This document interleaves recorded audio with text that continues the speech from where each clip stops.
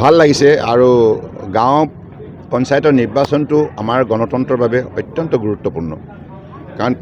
তৃণমূল পৰ্যায়ত গাঁও পঞ্চায়ত ৰাজ ব্যৱস্থা সঠিকভাৱে যেতিয়া পৰিচালিত হ'ব আমাৰ ভাৰতবৰ্ষৰ গণতন্ত্ৰ অধিক শক্তিশালী হ'ব ৰাইজে ইয়াৰ পৰা সুফল পাব ৰাইজে সামাজিক ন্যায় অৰ্থনৈতিক উন্নয়নৰ মুখ দেখিব আৰু ৰাইজৰ মাজত স্বাভিমান লৈ জীয়াই থকা এটা সুন্দৰ বাতাবৰণ সৃষ্টি হ'ব গতিকে সেইকাৰণে বাপুজীয়ে কৈ গৈছিল স্বৰাজ অৰ্থাৎ গাঁও পঞ্চায়তৰ যোগেদি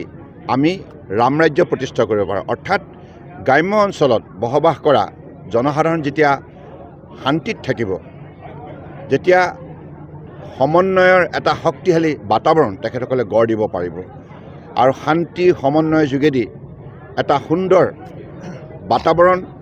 গাঁৱত সৃষ্টি হ'লেই আমাৰ গণতন্ত্ৰ অধিক শক্তিশালী হ'ব আৰু ভাৰতবৰ্ষৰ গণতন্ত্ৰৰ মূল লক্ষ্যই হৈছে মানৱ সেৱা আৰু নিস্বাৰ্থভাৱে মানৱ সেৱা গতিকে সেই সেৱা কৰিবৰ বাবে আজি ভাৰতীয় জনতা পাৰ্টীৰ নেতৃত্বত যিখন NDA চৰকাৰ দিল্লীত আছে যাৰ শক্তিশালী নেতৃত্ব বহন কৰিছে মাননীয় প্ৰধানমন্ত্ৰী নৰেন্দ্ৰ মোদী ডাঙৰীয়াই আৰু অসমতো যিখন BJP নেতৃত্বত মিত্ৰজোঁট চৰকাৰ আছে যাৰ নেতৃত্ব বহন কৰিছে ডক্টৰ হিমন্ত বিশ্ব শৰ্মা ডাঙৰীয়া মুখ্যমন্ত্ৰী ডাঙৰীয়া এই দুইখন চৰকাৰে যোৱা 10 বছৰে নিৰন্তৰভাৱে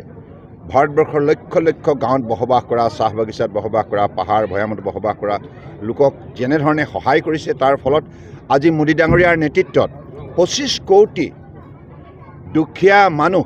আজি আৰ্থিকভাৱে সবল হৈছে সন্মান সহকাৰে জীয়াই থাকিবলৈ সক্ষম হৈছে এইটোৱে হৈছে আমাৰ কাৰ্যকালৰ আটাইতকৈ ডাঙৰ উল্লেখযোগ্য সফলতা যিটো কাম কংগ্ৰেছে 55 বছৰে নোৱাৰিলে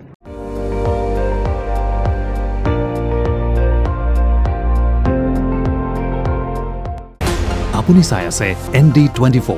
সৰ্বশ্ৰেষ্ঠ নহয় সৰ্বোত্তমৰ দৌৰ